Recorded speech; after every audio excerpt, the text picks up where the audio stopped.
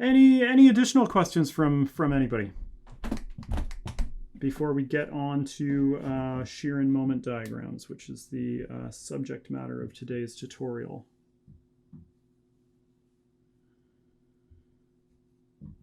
Okay, not hearing anything, not seeing anything, so we shall proceed. Okay, something in the chat. I'm looking at my quiz attempt and I don't see any correct answer. Okay, let's connect about that. Okay, somebody else didn't for quiz 2 either. Okay, thanks for noting that. So I'll go back and check the settings in quiz 2 and make sure that's the case. And if one of the two individuals who posted that, and I'm just avoiding mentioning your names so that it's not recorded here on the video. This is not because I can't see your names. I know who it is, but I just try and keep all personal information out of the video recording. So if one of you could send me an email about not seeing the solutions for quiz 2, that will just, I use my email box as a to-do list. So that will be in my email, and then I'll remember to go and check that out. All right. So I'll put the first problem up here on the board. So we're looking at drawing shear and moment diagrams today. So you would have done lectures 7 and 8 now, and that's all about how to draw shear and moment diagrams for the purpose of calculating bending stress in beams and transverse shear stress in beams, because bending stress is proportional to the internal moment within a beam. So the higher the internal moment, the higher the stress due to bending. So we need to know where the greatest moment is within a beam. And same for transverse shear. Transverse shear varies proportionally with the amount of internal shear force within a beam. So we need to know what is the maximum internal shear force. And the way you find those two things out, maximum moment, maximum internal shear, is by drawing shear and moment diagrams. So that's what we're practicing today.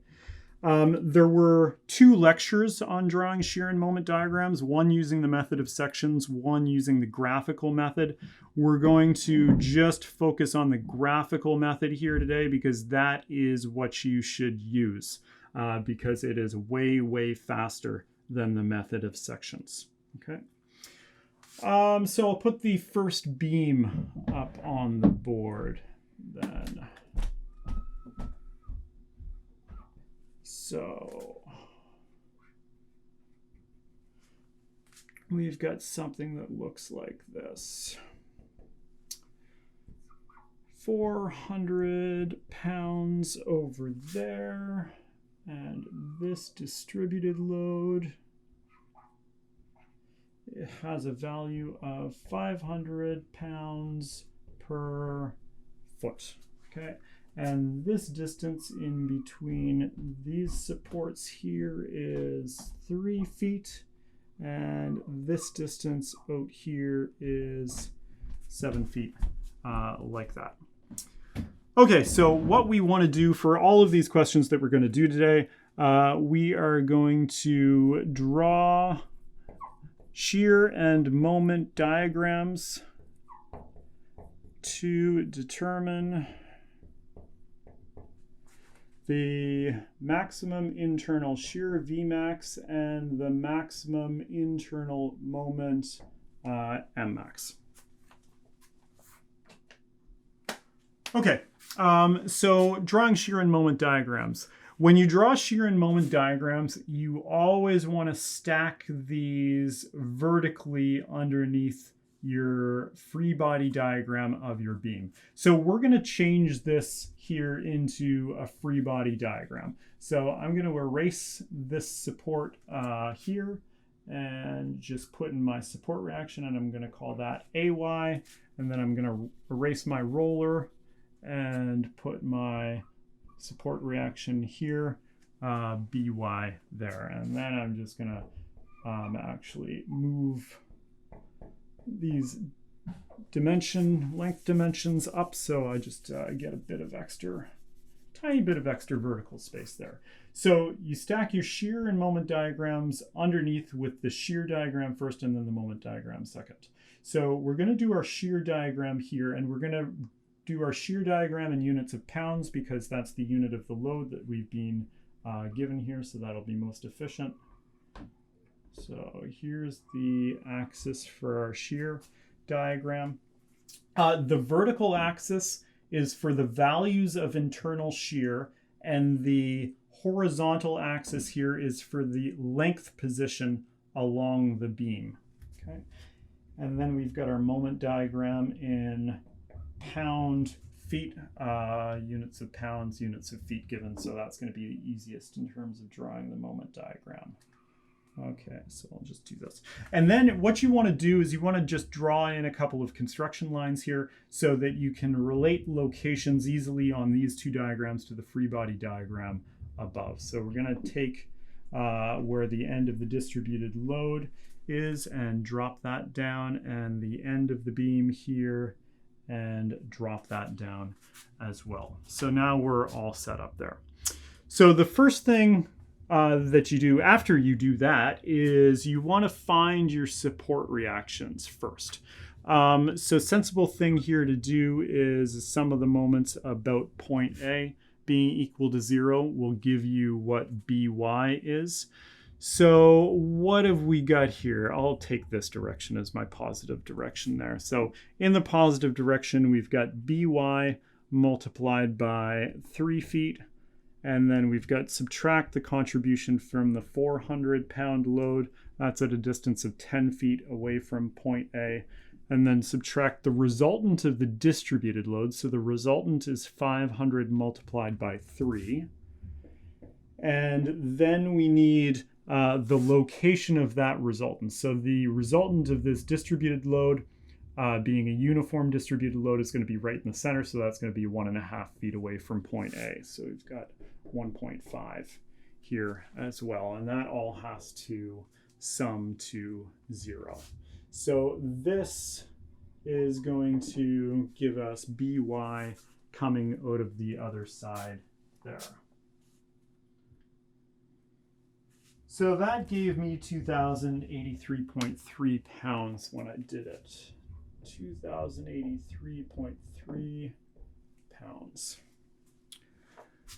Okay, then of course, sum of the forces in the y direction is equal to 0 is going to give you AY. So we've got AY plus 2083.3, subtract 400, subtract 500 times 3 has to be equal to 0. That gives us AY is equal to 183.3 pounds, and that will come out as a negative number.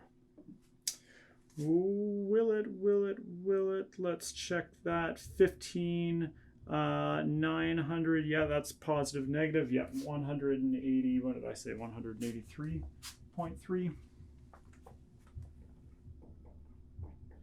Okay, the fact that it came out as a negative, is that a problem? No, that's not a problem at all. What it means is that when you guess the direction for your support reaction, you just guess the wrong direction. So that's simple. All we do is erase that direction and replace it with the correct direction, and then change this to a positive over here. So we've got a positive number and the vector in the right direction.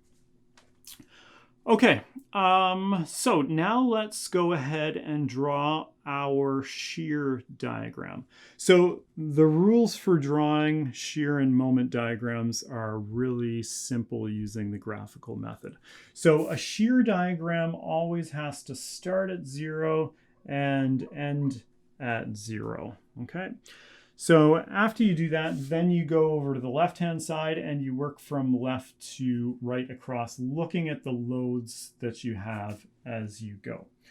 So looking at the beam, the first thing that we come across is the support reaction AY. That is a downward load of 183.3 pounds. So we go from 0 and jump downward by the magnitude of AY. So we jump down to 100 and minus 183.3. Okay. Now you look at the next section of the beam, and after you pass point A, then you're in the region where there's a distributed load. Now, the relationship between the distributed load on a beam and the shear diagram is that the value of the distributed load gives the slope of the shear diagram in the corresponding section of the beam. Okay, so these loads are downwards. So in terms of a numerical value for the distributed load, this is a negative value here. So the value of the distributed load is minus 500. So the slope of the shear diagram needs to be minus 500. So we've got a linear line with a negative slope. Okay, so there we go. Linear line, negative slope. Okay, negative slopes always being down and to the right. All right, where do we get to?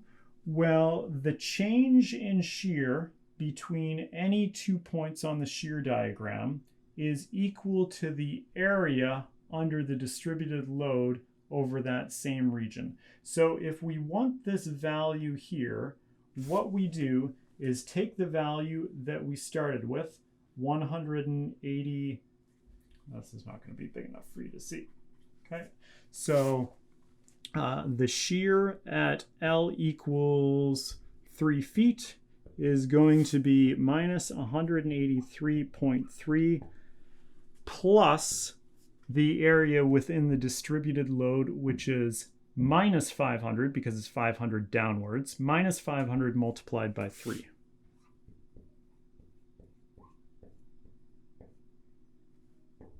Okay.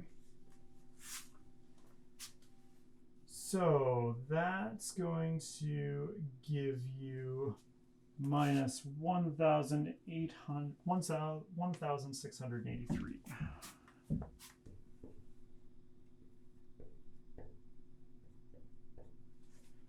Okay. So the change in shear between any 2 points, right, in this case L equals 0 and L equals 3, is the area underneath the distributed load between those same 2 points. Okay. And the slope, again, the slope of this line here, this line has a slope of minus 500. Why? Because the distributed load is minus 500. Value of the distributed load gives you slope of the shear diagram. Then we get to BY. Right, BY is a point load upwards, so we jump upward by the value of BY. So we're at minus 1683 here, and we're jumping up by BY, which is 2083. So here we go. We're jumping up to plus 400. Okay. We're jumping up by the value of BY, not up to the value of BY, up by the value of BY. All right, then what do? We look in the next section of the beam here. What's the distributed load in this section? The distributed load is 0. Value of the distributed load gives you slope of the shear diagram. Value of the distributed load is 0, so slope of the shear diagram is 0. A line with 0 slope is just a horizontal line. So we can continue horizontally like this until we get to the end where there's a 400-pound load downwards. That means we have to jump down by 400, and that brings us back to 0, which is where we needed to get to. So that tells us that we've drawn the shear diagram properly. So we'll do some shading here to make it clear which parts of the shear diagram lie above and below that horizontal axis. Okay. Anybody have any questions about that? The hardest part for students when they're drawing these shear and moment diagrams, well, there's two things that people find difficult. People get confused about what's a positive slope and what's a negative slope. So remember that negative slopes are downwards and to the right. And the other thing that trips people up is just this idea that value gives us slope. Value gives us slope. Okay, it's one of those things that after it clicks for you, then it becomes second nature. But sometimes it takes a little while for that to click. But once it does, this whole process becomes very fast. Okay, I'll check the chat to see if anybody has a question here. Yes, please, go ahead.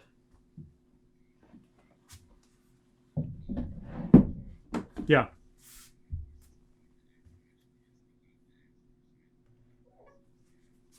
Yeah, so if I put an AX here, that's a good question. And then I did sum of the forces in the X direction equals 0 for the beam, right? What would I have? I'd have AX equals 0. So yeah, being a pin, there could be a horizontal force there, but because there's no applied forces in the horizontal direction, AX is 0. So I just neglected to show it. But thank you for asking that, just so that everybody's clear on that.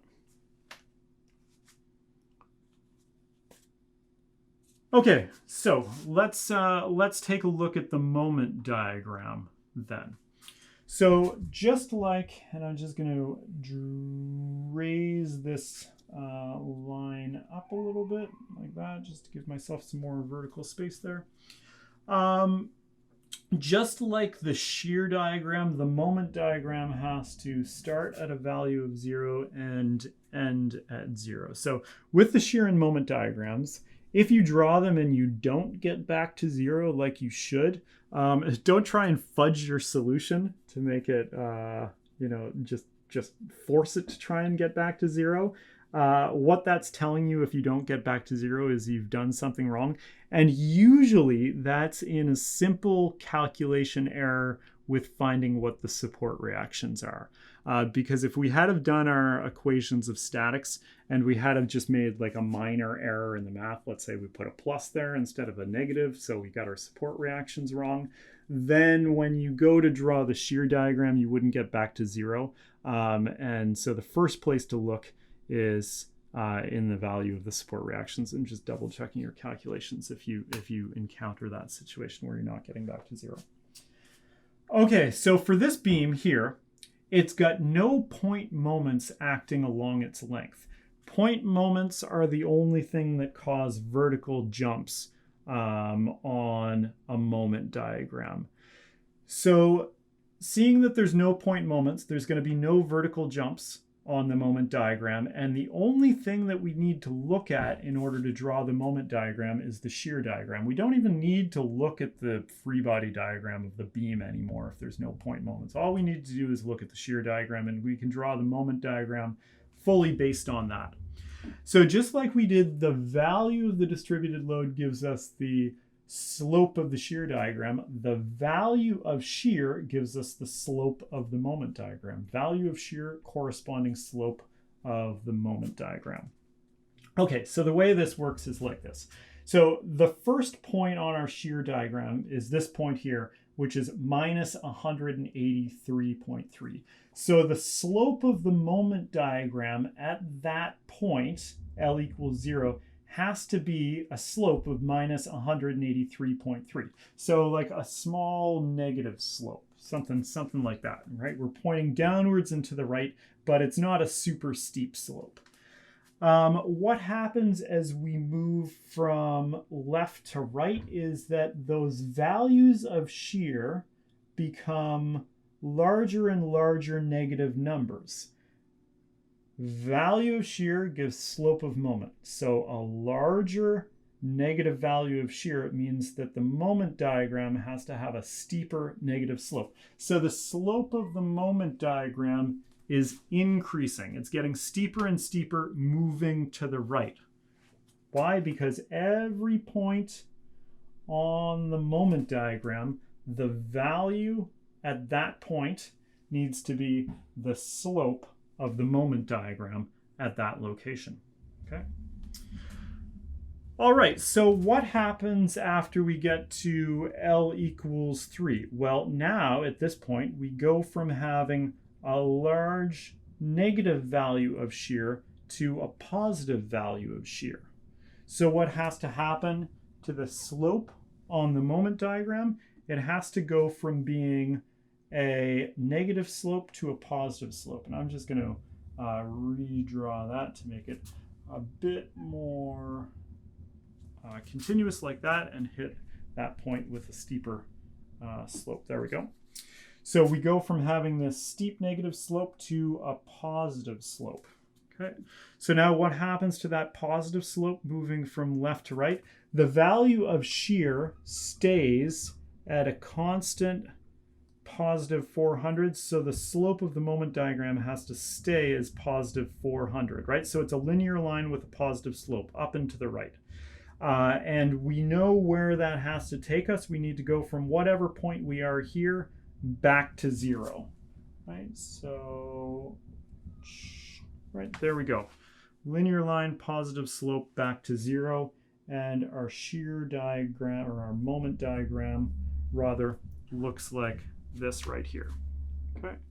So we need to find the value of the maximum moment, which is clearly this point here. Whenever we talk about maximum shear or maximum moment, by the way, we're talking about the largest absolute value of both of those. All right, so the maximum moment here occurs at L equals 3 feet, and now we need to find its value. Okay.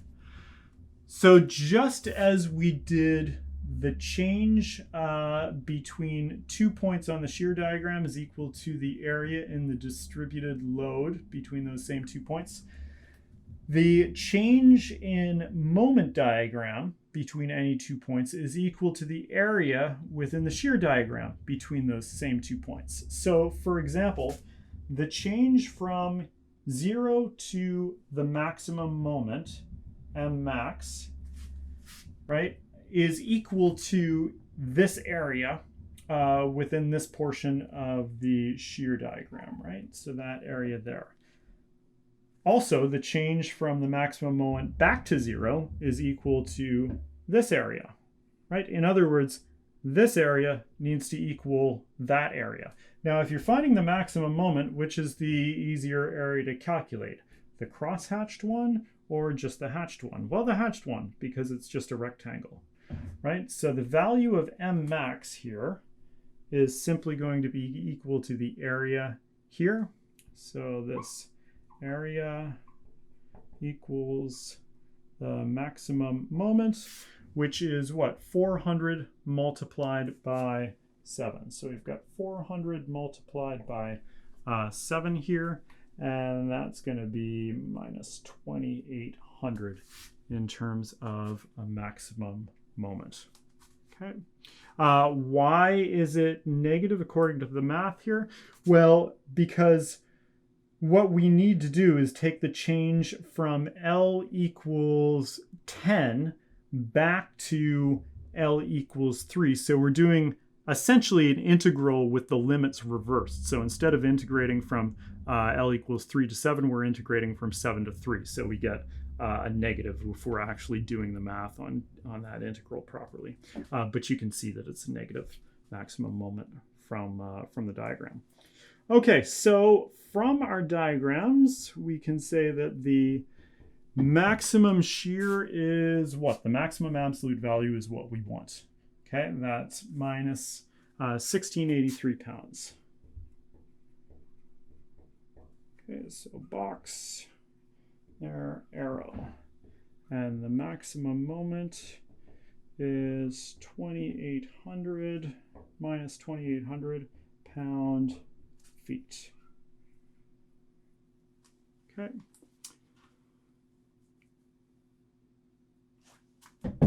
Now, here is an important point for you. If you were to take a section cut through the beam right there, so here's our section cut with the rest of the beam going off in this direction. And we've got our loads drawn like this. There we go. Okay, if we wanted to draw in the internal forces what directions would we draw those in? This comes back to the convention that we set up when we established how to do the method of sections. Remember that a positive internal shear force is one that is oriented such that it will rotate the section in a clockwise direction, or act to rotate a section in a clockwise direction. So a positive internal shear force would be directed in that direction. Because we've got a negative internal shear, it means that the actual internal shear at this location here is directed upwards like this. So here's the direction of Vmax. Similarly, a positive internal moment was defined as a moment that acts to bend a beam into a smiley face, right? We've got a negative internal moment, so this is acting to bend the beam downward like that. The direction of the moment that will do that is a moment in this direction here, M max. Okay. So understanding the correspondence between the signs that you get and the physical directions of the internal forces is important.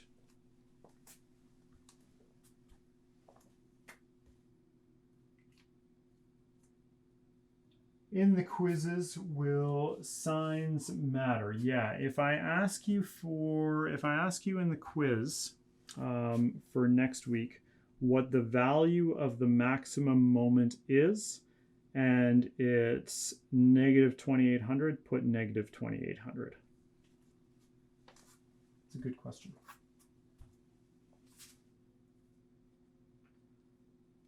Okay, anybody else have questions about anything that I've got up here on the board before I do some erasing and we look at the second beam?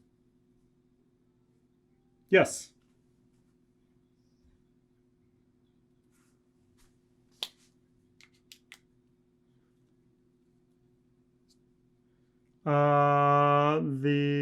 The 7 here.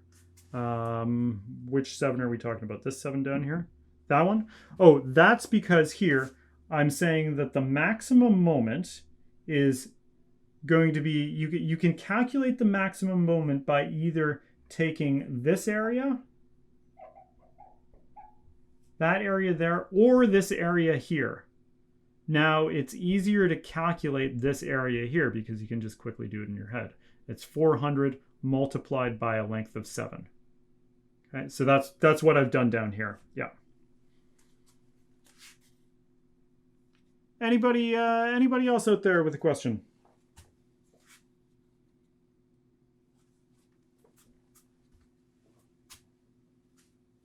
Righto. Let's do some erasing here.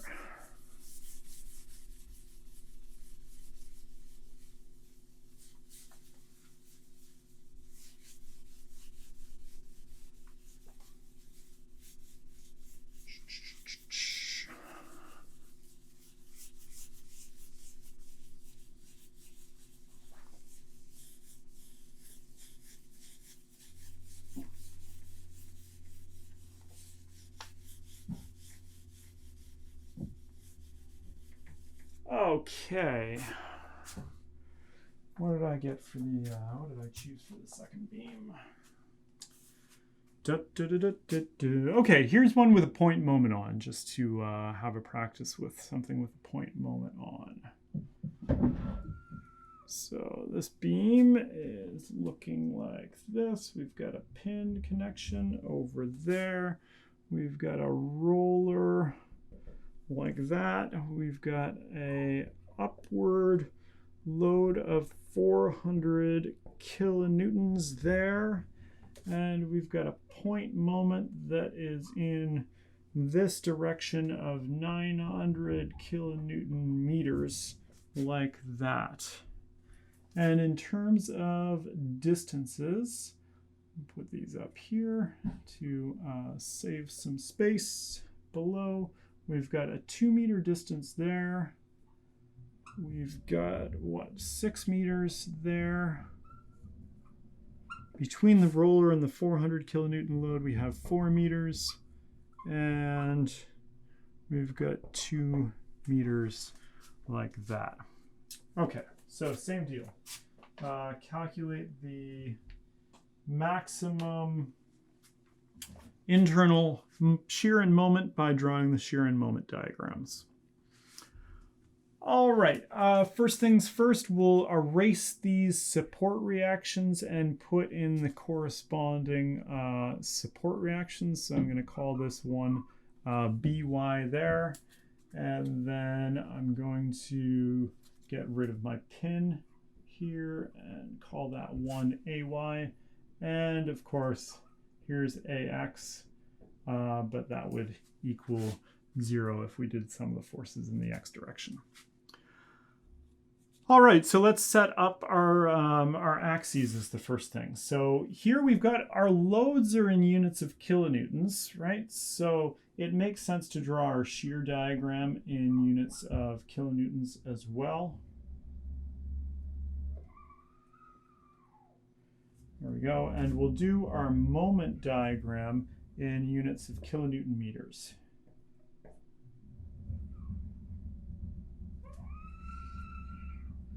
Okay, so let's drop down the location of that moment there and the support reaction at B and the 400 kilonewton load and the end of the beam, all the important points here.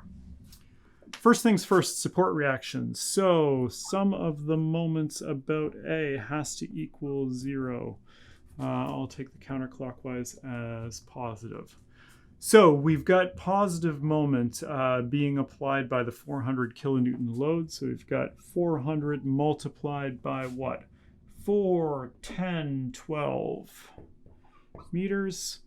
And a negative moment created by BY, and that's 6, 8.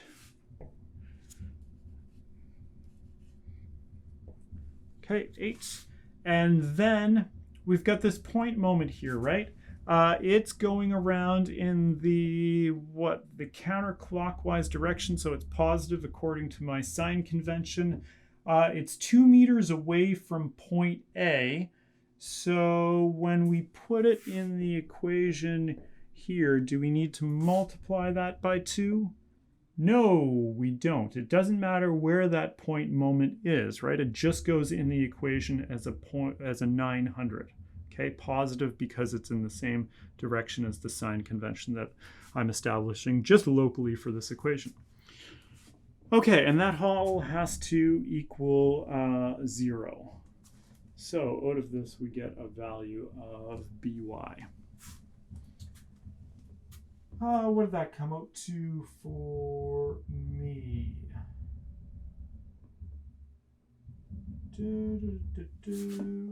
I didn't put it here, so let's just do it quickly. So we've got minus 900, or we've got 400 times 12 plus 900 divided by 8 gives us 712.5. That's in units of kilonewtons. Okay. All right, so now let's do sum of the forces in the y direction. So sum of the forces in the y direction has to be equal to 0. Take upwards as positive. So we've got 400 subtract 712.5 plus AY. AY is the only other one here. Plus AY is equal to 0. So AY equals what? 312.5 kilonewtons. Okay. So now we're in a position that we can actually draw our shear diagram. So let's do that. So first rule, starts at 0, ends at 0 there. Good. All right, AX is 0, so we don't need to worry about that. AY is a load upward, point load upward of 312.5 kilonewtons. So we're jumping up from 0 to positive 312.5 there. So there we go. Next thing we do is look in the next section of the beam. The distributed load in this section of the beam is 0. Value of the distributed load gives slope of the shear diagram. So slope of the shear diagram is 0. That's a horizontal line like that. We get to the point moment. What effect does a point moment have on a shear diagram? It has no effect. It doesn't do anything. Point moment will influence support reactions, but it has no direct effect on the shear diagram as far as creating a vertical jump or anything else. So you don't have to do anything. You keep going. Next section of the beam, no distributed loads. So 0 distributed load, 0 slope. We reach By. By is a load of 712.5 downwards. So we jump downwards by 712.5. That's leaving us with minus 400, right? So the difference here is equal to By. Again, no distributed load, so no slope. Okay, there we go. Then we jump upwards by 400 kilonewtons, right? That brings us to 0. And then in the last section of the beam, no distributed load, so no slope. So we just continue along 0 to the end. Okay, so there's what our shear diagram looks like. Perfect.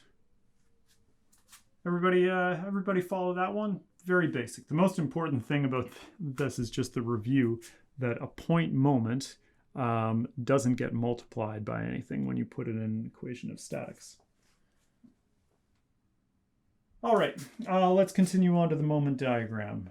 Not seeing any questions there in the chat. So moment starts at 0. Moment diagram has to end up at 0. So we've got our starting point and our end point. Then let's look up at the beam. Right, this length position L equals 2 meters. That's going to be a special point in the moment diagram because we're going to have a vertical jump there. So let's make a note of that. But for the moment, since we're not at L equals 2 meters yet, we're over at the start. What we have to do is look at the shear diagram, and the value of shear gives us the slope of the moment. So constant values of positive 312.5. That means that the slope of the moment diagram has to be a constant positive 312.5. So here we go. Linear line, positive slope. What is the positive slope? Well, the slope of that line is the value of shear, 312.5. Okay. Where do we get to positive 312.5? Where do we get to there? Well, the change between any 2 points on a moment diagram is the area in the corresponding portion of the shear diagram. So we're taking the area here in that portion of the shear diagram, and that will give us our value of moment at that location. So we've got 312.5 multiplied by 2, right, gives us 625 kilonewton meters at that location. All right, then what happens? We've got a counterclockwise point moment. Clockwise point moments are jumps upward on a moment diagram. Counterclockwise moments are jumps downwards. So we have to jump downwards by the value of the point moment. So we're jumping downward. It's not a very good attempt to follow the line. We're jumping downward by 900. Where is that going to bring us to? That's going to bring us to the difference there. So 200 minus 275. So that's 625 minus 900 equals minus 275 kilonewton meters there.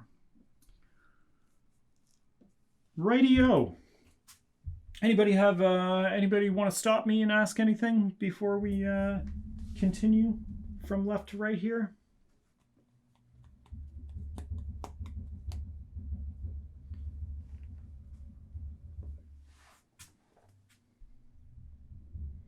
Yep, so here Oh, I see. So this is the good question, right?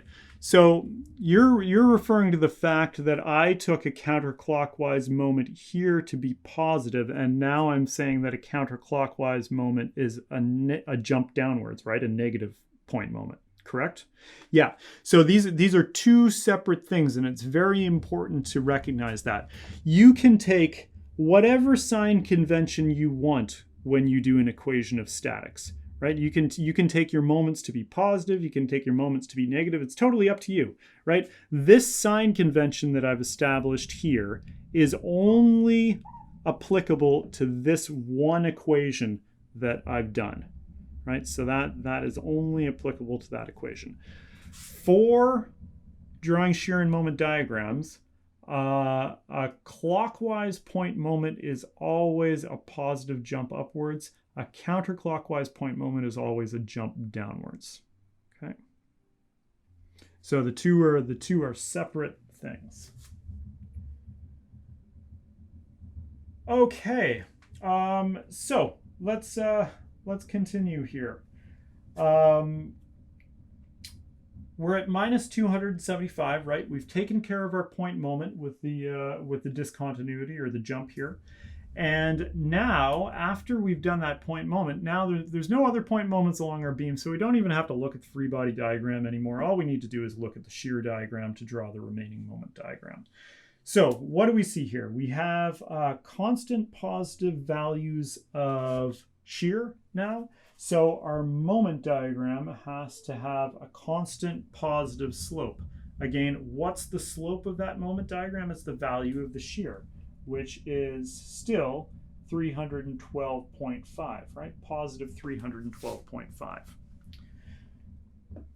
Now, are we going to cross the x-axis or are we not going to cross the x-axis? It's pretty obvious in this case, but when you're drawing a diagram like this and you're asking yourself the same thing, what you want to do is look at the end of your diagrams and work backwards. So, for example, we know that the moment diagram has to end at 0.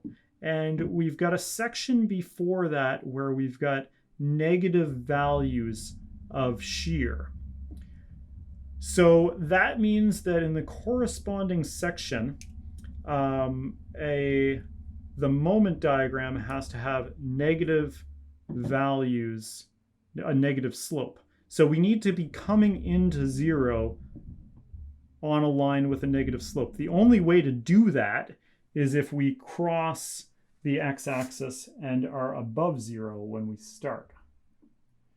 Okay, so this is a linear line that's going to continue like this, something like that. Okay. Now we can find out again where we get to here at that point, because the change between minus 275 and the value right here is equal to the area within the corresponding portion of the shear diagram, right? So this area right there. So the value here is going to be minus 275 plus that area, which is 312.5 multiplied by 6. Okay. So what are we getting there for a value? Minus 275 plus 312.5 times 6. 1,600.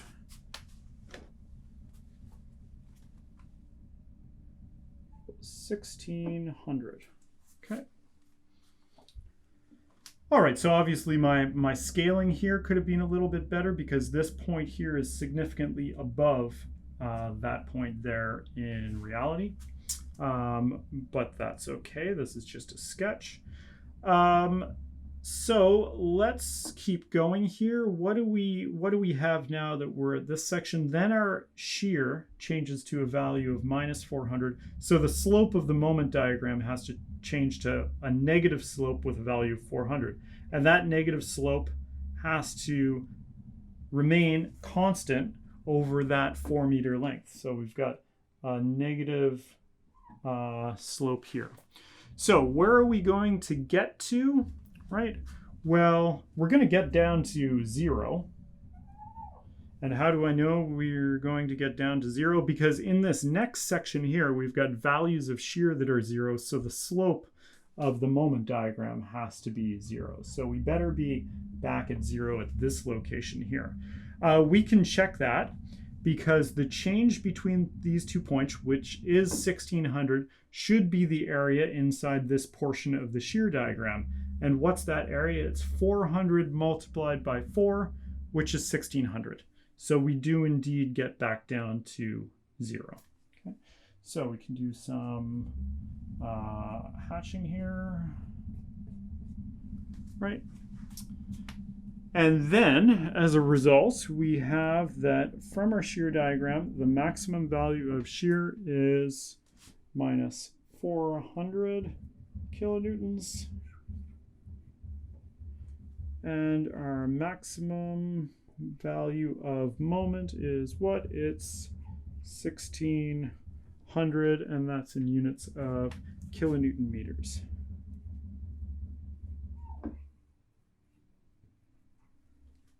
All right.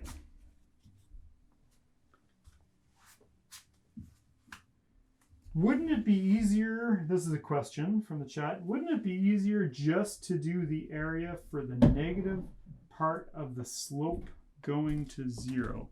Then wouldn't it be easier just to do the area for the negative part of the slope going to 0?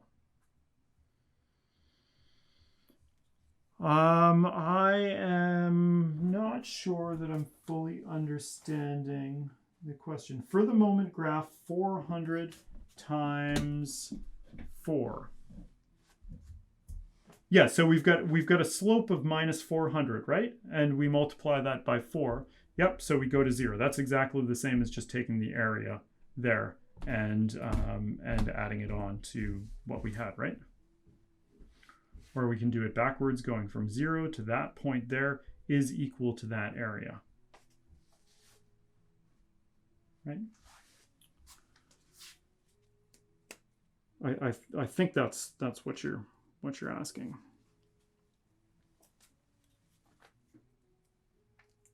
Okay. Yep. Anybody else have a question about that one? Starting to get the hang of this. It's one of those things, again, that looks really straightforward, and then you try and do it yourself, and you find that you're going to get a little bit confused and have to return to the rules. But just, it's helpful to have the textbook there with the 4 rules for drawing shear and moment diagrams in front of you, and just follow the rules, right? Be methodical about it. Don't try and skip steps, and just follow the rules. Remember, value is slope. Value is slope.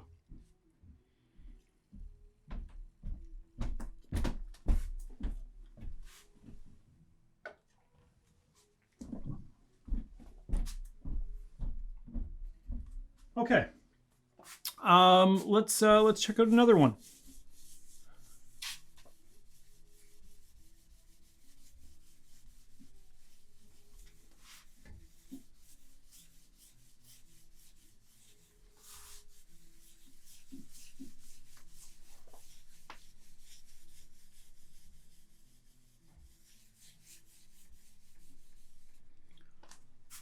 All right.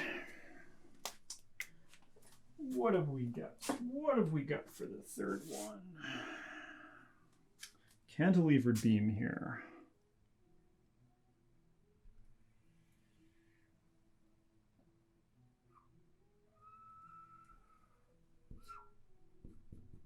So that's fixed to a wall there. What have we got? We've got a 1 kilonewton load there.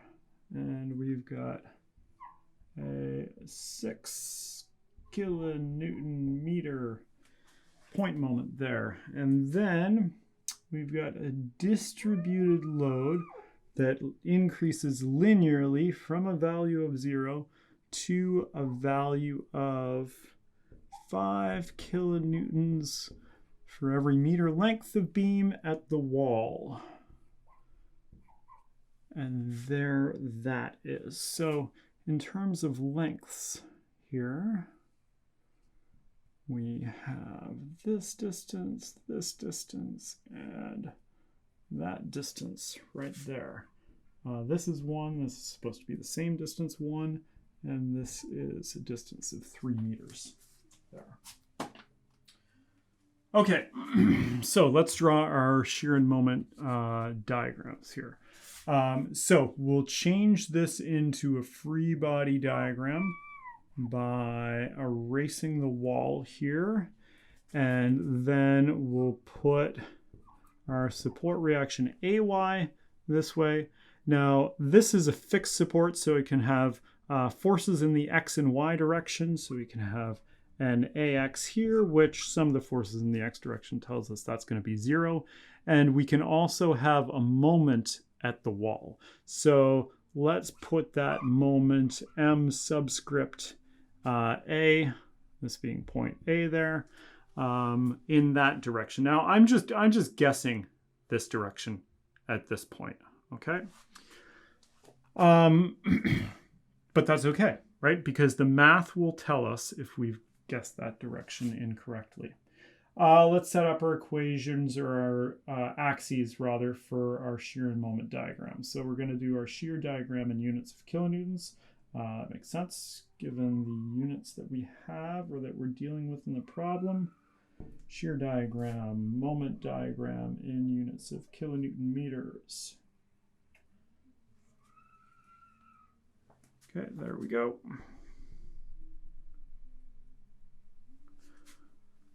All right, and continue this down like that, and that arrow should be just going to there.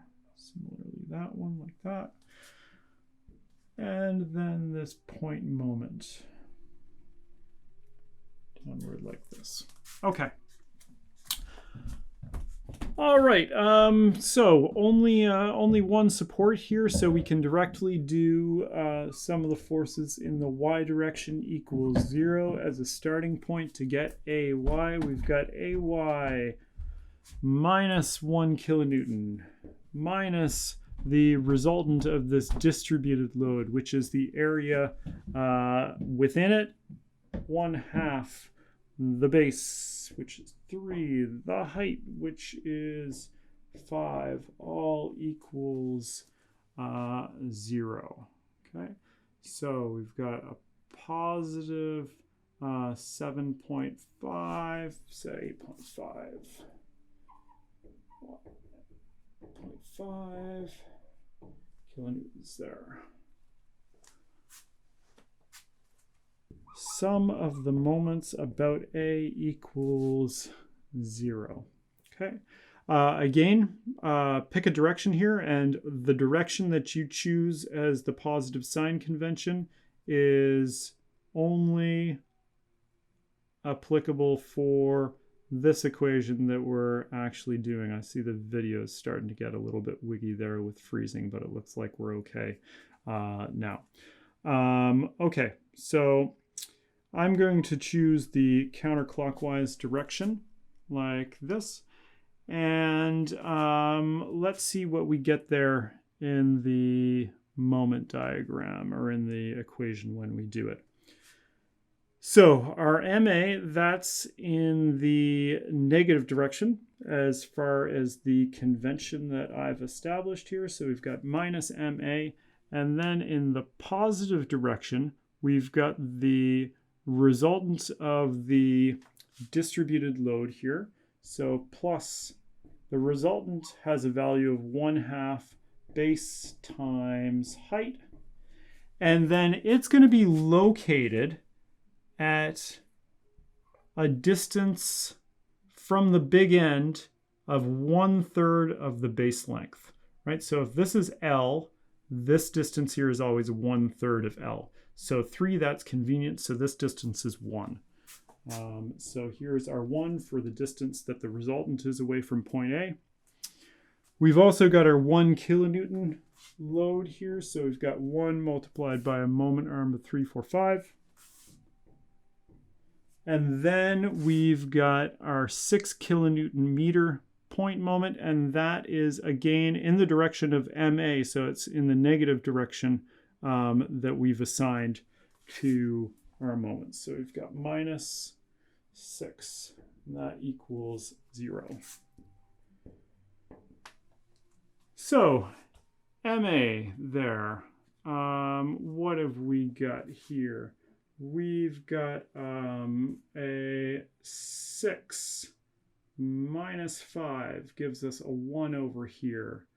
Minus 7.5 gives us a minus 6.5. So that's coming out to be what? Positive 6.5 kilonewton meters. I do my mental math right there? Yes. All right.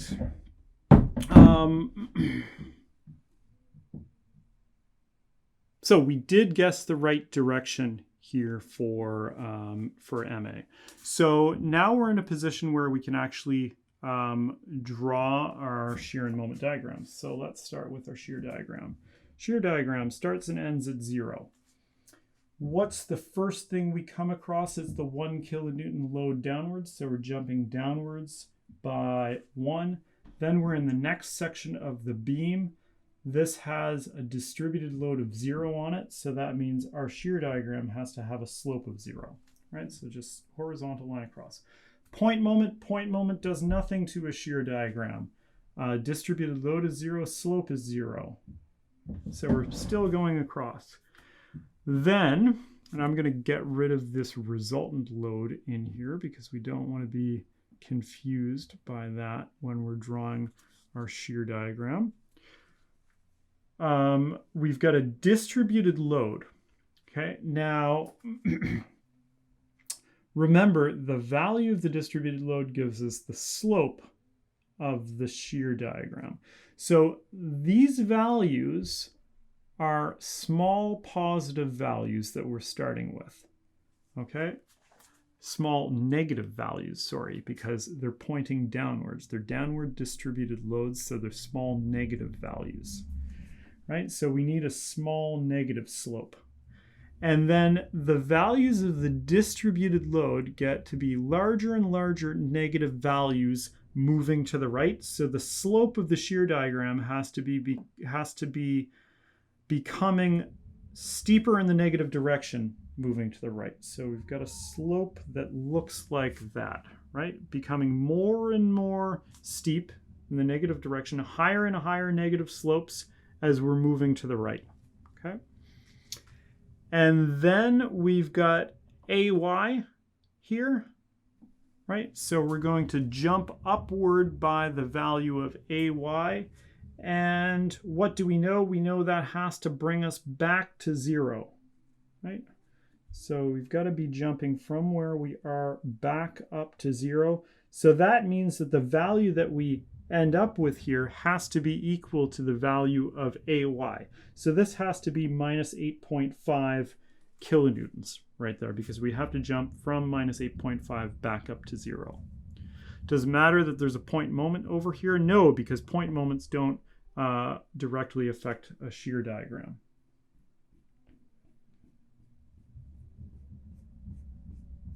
Okay, there we go for the shear diagram. Everybody follow along with what I did there? Okay, a question in the chat here. It's always whenever it's what is I'm slow with my acronyms. What's TDL? Triangular distributed load. Yeah. And then we've got uniform distributed load, obviously. Okay, so whenever, yes. So you're correct. The statement is, so whenever we've got a triangular distributed load, we get a parabolic slope. Correct, because we're integrating as we go down, right? So if we've got something that is an equation that's a function of L, where we've got L to the first power here, in other words, a linear line. When we integrate that, we get an equation where our function of L has an L squared in it. So we're going from linear to a quadratic here. And same thing, like if you've got a uniform distributed load and you're going down, then you go from a horizontal line to a linear line. Yeah, exactly. And if you start here in your free body diagram with a load that is quadratic, let's say, then as you go down, then you get a cubic here, and you get something to the fourth power down here, polynomial to the fourth power as you go down. So it's always integrating these curves as you go down.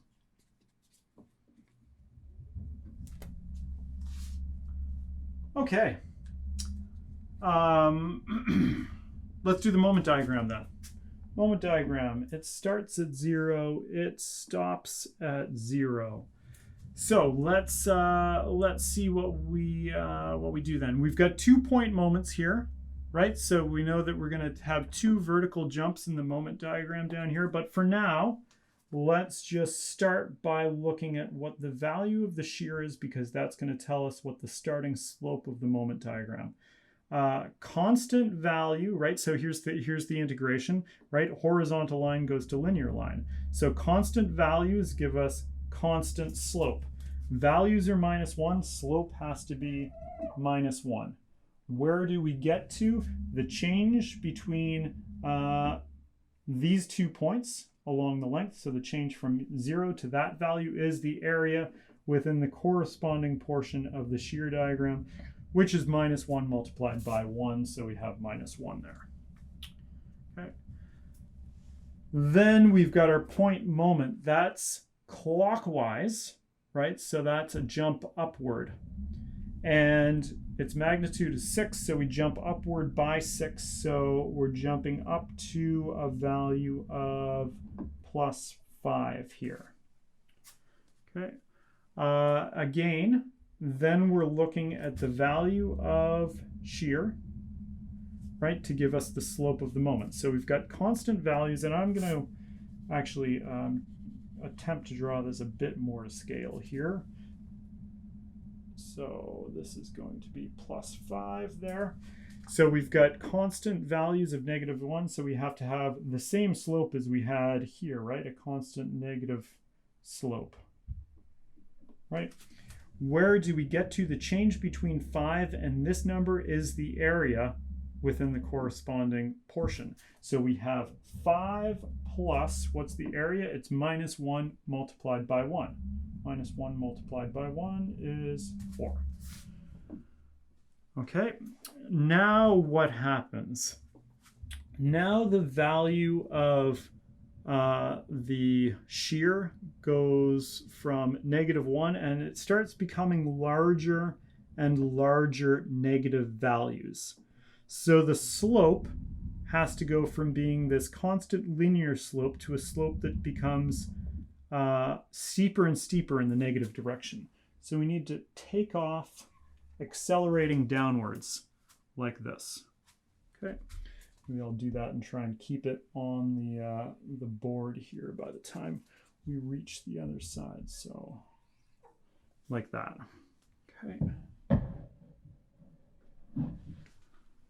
All right. And then what happens? Well, then we've got a point load upwards, but that doesn't have an effect on a moment diagram. We've got a point moment.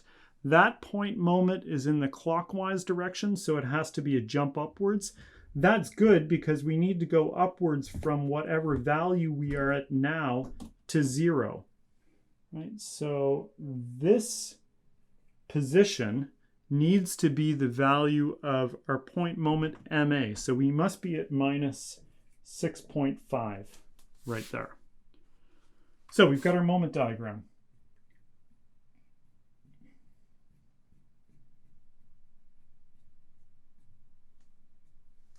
Perfect. Okay. So just looking at the diagrams, we can see our maximum value of internal shear. maximum value of internal moment. Both occur right at the wall. So V max is equal to minus 8.5 kilonewtons. M max is equal to minus 6.5. It's in units of kilonewton meters. Okay. All right, easy, easy.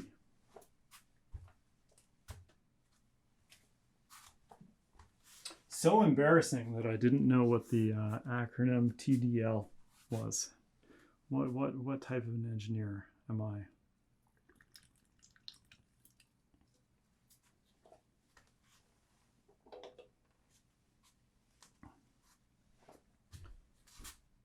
Okay.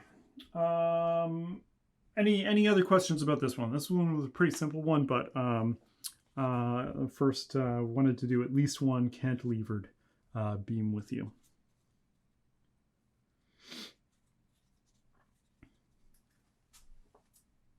Okay, not seeing anything come in, so we'll do some erasing here. After trying out a whole bunch of different markers for this class, I'm back to pilfering my son's whiteboard markers for his toddler whiteboard. They are the best in terms of erasing without residue.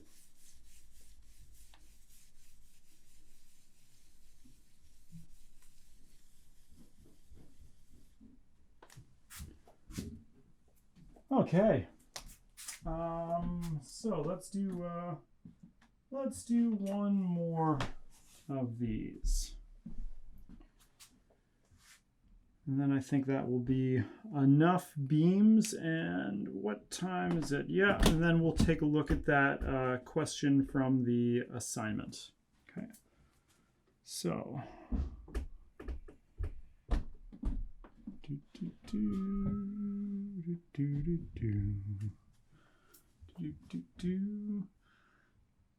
So here we go. Got a beam like this, and it's got a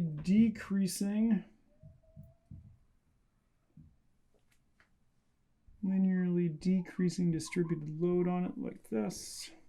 Okay.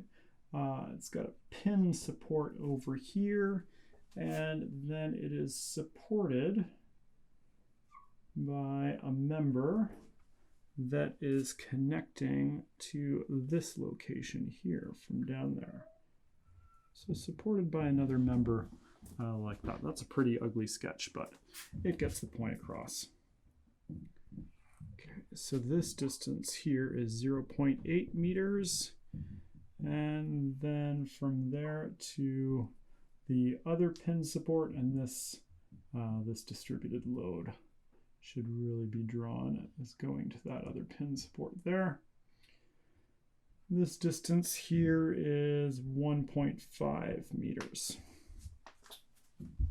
Okay.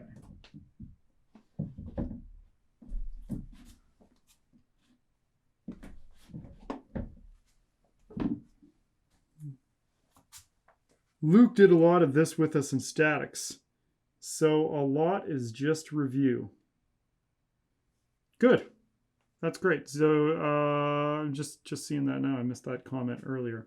So a lot of this being shear and moment diagrams.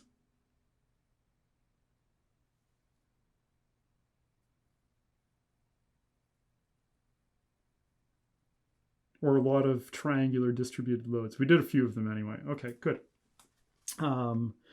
Typically, that's good because, always the goal should be to appropriately prepare you for the next course that you're going to take.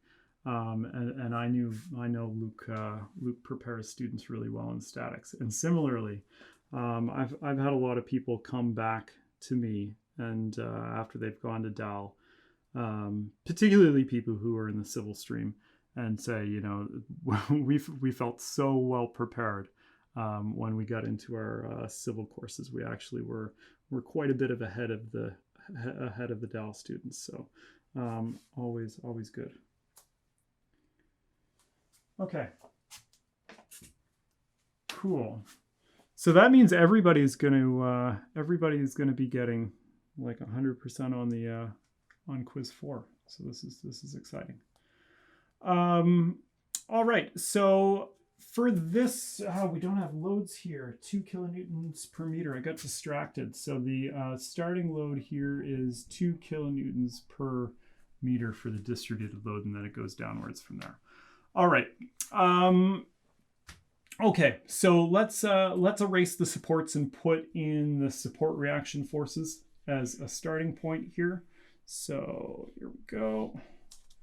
All right, here's our support point, and we'll get rid of this as well. There we go.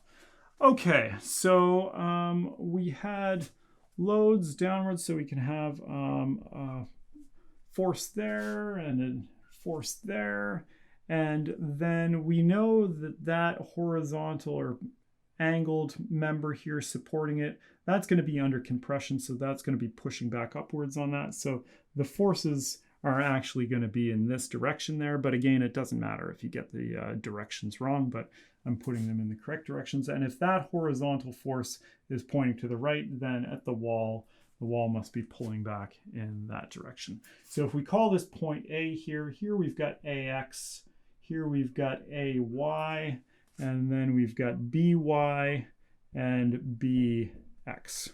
Okay. All right.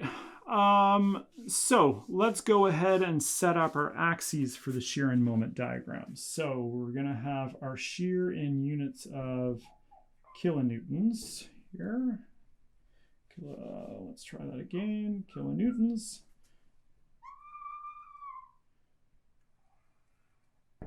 Okay, and we're going to have our moment in units of kilonewton meters. There we go. So let's drop this down here like that. Okay. So we're all set. We just need our support reactions now. So sum of the moments about point A has to be equal to 0, and that's going to give us what? If we do a sum of the moments about point A, that's going to give us BY, because AX and AY don't appear in that equation, and nor does BX. So we just have BY and the distributed load in that equation. Okay, so here we go. We've got BY multiplied by its moment arm, which is 1.5 meters. Subtract off the resultant of that distributed load, which is 1/2 of the base, which is 2.3, multiplied by the height, which is 2, multiplied by the moment arm for the resultant. So again, the resultant of this distributed load is going to act, if this is total length L, 2.3 meters, then the resultant is going to be 1/3 of the distance from the larger end of that triangle away from point A, okay? So we've got 1/3 of 2.3 there.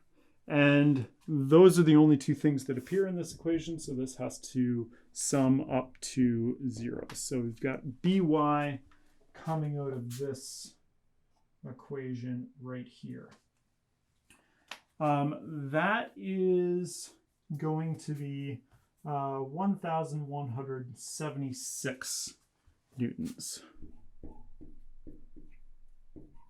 Okay, 1,176 newtons. Okay, so because that is, we've got two kilonewtons, we've got 1.1 kilonewtons. I'm actually going to change my units for this and do it in units of newtons instead, and we'll do this in units of Newton meters instead. Okay, and then we need AY as well. So sum of the forces in the Y direction has to be equal to 0. Upwards is positive. So we've got AY plus 1176, subtract 1/2 base 2.3, height 2000 now, right? Notice that I'm changing this from kilonewtons to newtons because I've got this one in newtons there. Okay, AY comes out to be 1,124. It's in units of newtons. All right, so we're all set up now to draw our shear and moment diagram. So for the shear diagram, starts at 0, ends at 0. First thing we have is AX. Now I haven't found a value for AX. We know that AX is equal to BX from some of the forces in the X direction equals 0, but I haven't actually found a value for it. Why haven't I bothered to find a value for it? Because horizontal loads, or loads that are oriented along the length of a beam here, don't affect a shear diagram, right?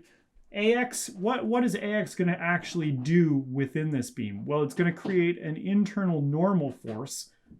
It's going to have nothing to do with internal shear force. So forces that are oriented along the length of the beam don't affect a shear diagram. So I'm not going to bother finding AX and BX because I don't need to. Then we have AY. AY is a value of 1,124. That's upwards. So I'm jumping upwards to 1,124 newtons. All right, now what do I need to do? I need to look at my values of distributed load to get the slope of the shear diagram. That's a large negative value, okay? So I need a steep negative slope starting off here, okay? So something that's steep. And then those negative values, as I move from left to right, become smaller and smaller negative values. So my slope in this case actually needs to start as a steep negative slope and then get more gradual as I move along. So something like this, okay?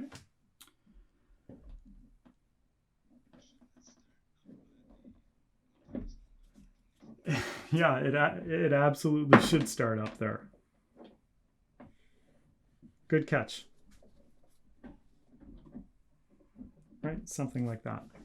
Okay. Thank you. Okay, so we're going from 0, jumping upwards, and then starting downwards. And then we're jumping upwards by BY. Okay. So I'm just going to draw the shape of it first, and then we'll add in our values, okay? So I'm jumping up by the value of BY, okay? And then now we're continuing into this segment. So the slopes still have to be negative, but they're getting smaller and smaller negative slopes. So again, the curve is becoming more and more gradual, going to a slope of 0, okay? Now, how do I know that that comes back over the x-axis or the horizontal length axis? Well, precisely because I know we need to get to 0 and we need to be approaching with negative slopes. So we must be approaching from above that horizontal axis, not below it, okay? So now let's go back and fill in some values here, okay? So this value right here, okay, that value there is going to be the change between this value and that value is going to be the area below the corresponding portion of the distributed load. So that area right there will give us that value. Okay. So this is pretty easy to find, right? So we can use our trick of similar triangles to figure out what this height is right there. If we wanted to do it that way, we could say that h divided by 0.8, right? The height over the base for this little triangle is equal to the height of the whole thing, which is 2,000, divided by its base of 2.3. Right, and then we get h is equal to 0.8 over 2.3 multiplied by 2000. Okay, so then this value of shear, right, is equal to, call this what the shear at L equals 1.5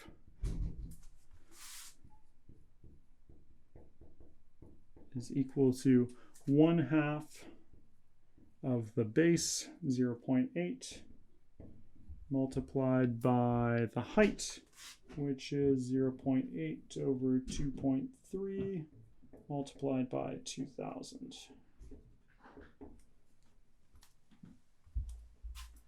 So that gave me 278 when I did it. 278 newtons.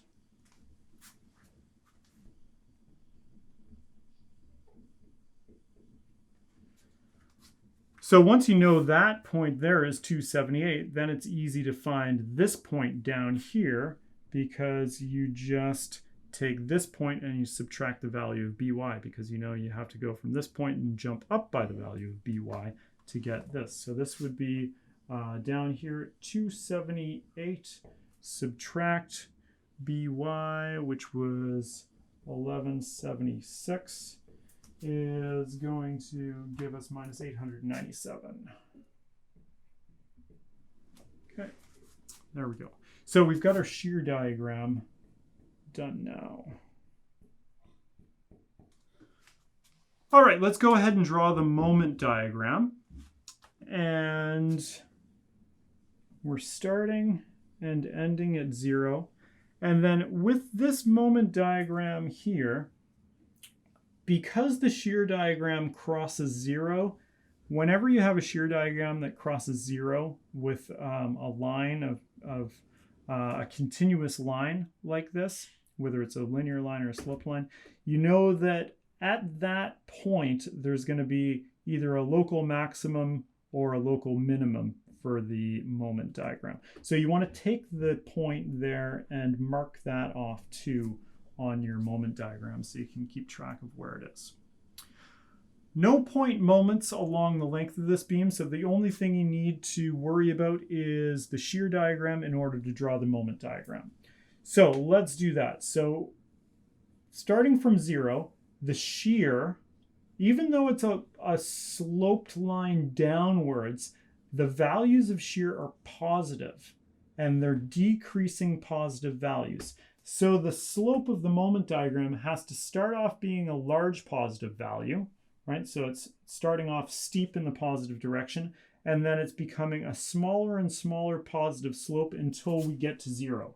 So it's doing something like that, right?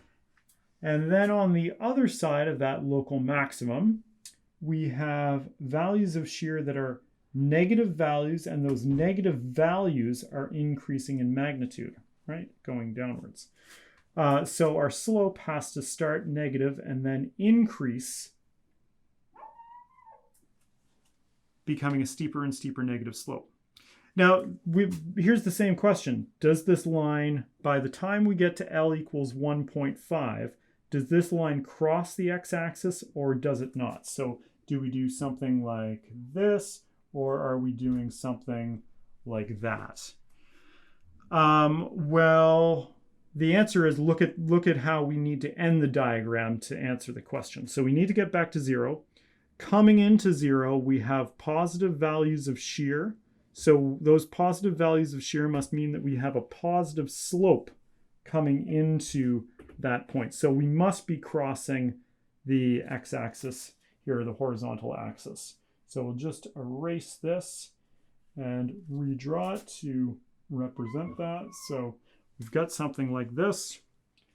And then we've got values that are positive, but smaller and smaller positive values. So we need to have a slope that's positive, but becoming more and more gradual, going to 0. So our moment diagram looks like this. So in terms of the maximum moment, shear, we already know what the maximum shear is, right? We already know it's 1,124.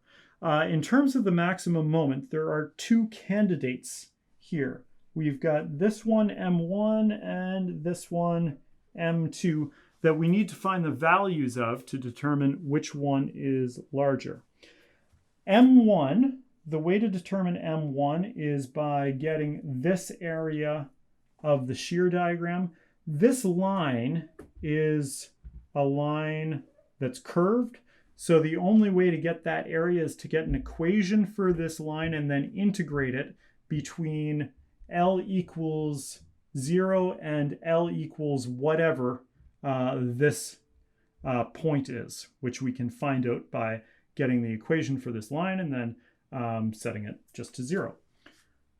Right, so that's the way that we get M1. So this area here, area equals the value of M1. Same thing for M2, right? For M2, either we could take the value of M1 and then add on this area, or we could just calculate the area under this portion of the shear diagram as well and integrate that between 0 and 0.8 to get the value of M2, right? So either way, we need an equation for what this curved line is here. So let's get that. So the equation for V is really easy because we know we can get the equation for V just by integrating the equation for our distributed load. Okay. So all that we need to do to start is we need to get an equation for our distributed load. And I'm just going to do some erasing here and start this back up at the top over here. We've got all the values that we need there, just to give us a bit more vertical space here so I can space things out nicely for you. So we do V equals the integral of W dL. Okay, now when you're doing this, what I recommend, you can see the distributed load here. But if you look at this picture and try and write an equation for that linear distributed load, you'll probably get it wrong because you're going to look at this line and think that the linear equation for distributed load should have a negative slope since that line is going downwards and to the right. But what you need to remember is if you're doing a graph that is distributed load versus length, what that graph actually looks like is a line that's starting with negative 2,000, right, and increasing to a value of W equals 0 at L equals 2.3 meters, right? So this equation that you write for W actually has to be the equation for a linear line with a positive slope, not a negative slope. Okay, so I always recommend to students to do a little sketch like this for your distributed load before you jump to carrying out your integral. So the equation for this line is really easy, right? You use the form for a straight line. W equals ML plus B, where M's your slope, B's your y-intercept. So M is what? The slope of that line. So we've got 2,000 plus 2,000, change in y over change in x, 2.3 there, L plus our y-intercept minus 2,000. So there's your equation for the distributed load. So the equation for the shear is simply the integral of this equation. So we've got 2,000 divided by 2 times 2.3, L squared minus 2,000 L plus the y-intercept, and you can see where the intercept is here. It's 1,124. All right. So now that we've got that equation, now everything becomes easy, right? So the first thing we need to do is find the value where the graph for shear crosses the length axis or the horizontal axis here. So just plug in 0 is what, 2,000 divided by 2.3 L squared minus 2000 L plus 1124, and solve for L. Now, when you solve this quadratic equation, you're getting two roots, right? This is one of those cases where mathematically you get two answers, which are solutions, but one of them only makes physical sense.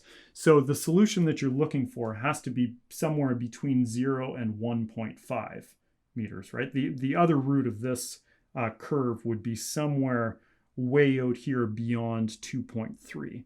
So you need the one that physically makes sense. So when you do that, you are going to get 0.66 meters.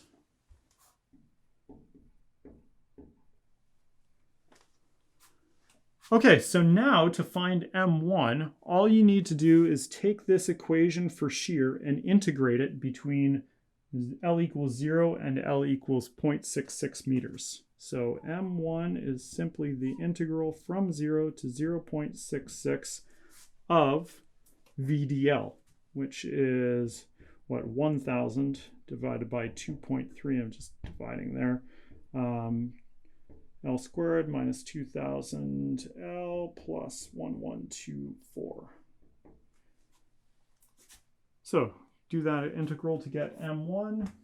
And what do we get for M1? 348 Newton meters. Okay, the easiest way to find M2 is actually just to do, because we've got this whole thing written down, right? If we want the change from 0 to M2, then we need the combined areas in that crosshatched portion and this crosshatched portion of the shear diagram. So we can say M2 is simply the integral from 0 to 1.5 of this same equation. 1000 divided by 2.3 L squared minus 2000 L plus 1124. And when you do that math, you'll get minus 74.2. And that's Newton meters. There we go.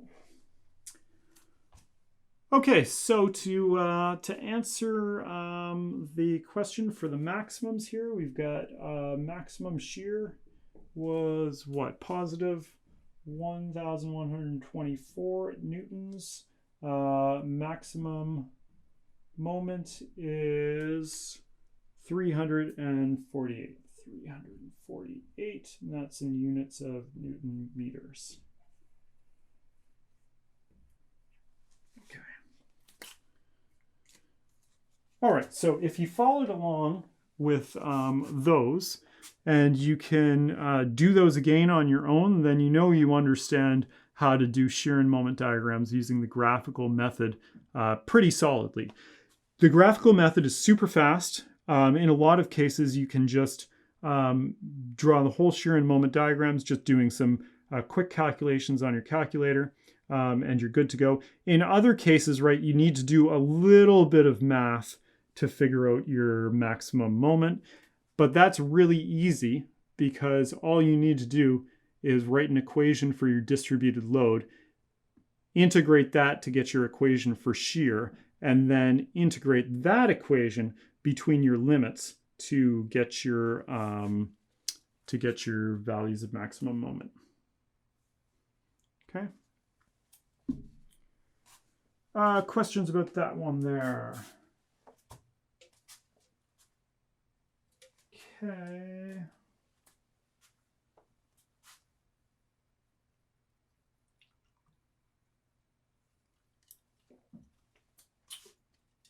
Question, wouldn't the force at B act along the little beam thing? Yeah, so the question, I believe, is asking about the resultant of these two forces here acting parallel to the support that was shown, that support there in the original diagram. Right, so that's absolutely correct. The direction of this force, the resultant force FB, let's say, the direction of that force needs to be parallel to that member because it's one of your two force members where you've got no forces applied along the length and just forces at either end. So it has to be along that direction. But because the horizontal component of that doesn't contribute to a shear diagram, it's better to show it as the two component portions rather than one combined force vector, because when you go to draw your shear diagram, you're going to need to separate out what the y component of that is anyway.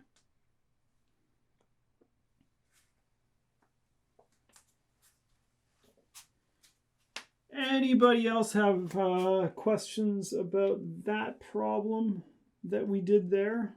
Why did you integrate from 0 to 1.5? So when I was finding M2, right, what I said here was M2 is going to be the value of M at L equals 0 plus the change in moment going from L equals 0 to a value of 1.5.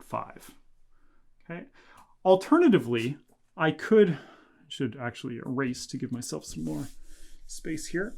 Alternatively, instead of doing this, and then, sorry, so here, if I continue this down, the value of M at L equals 0 is 0, and the change in moment from 0 to 1.5 is given by the integral from 0 to 1.5 of VDL.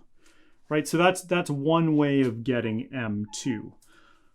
Equivalently, I could have said that M2 is the value of the moment at L equals 0.66 plus the change in moment from L equals 0.66 to 1.5.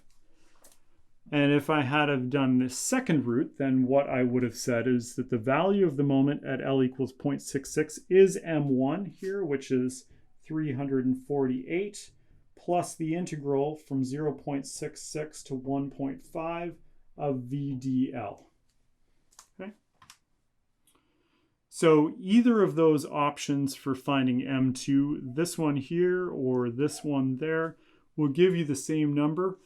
Since I had this line here already drawn, I decided it was easier just to do this option here, since all I had to do was change one limit in the integral. And in particular, if you're doing this with a graphing calculator or MATLAB or Maple or something, then you're just copying the previous line that you had, changing one number in it and pressing enter, and you're getting a new answer. So it's very efficient to do that.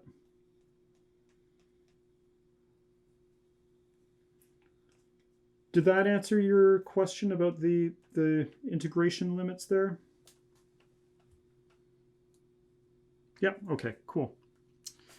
Other questions from other folks?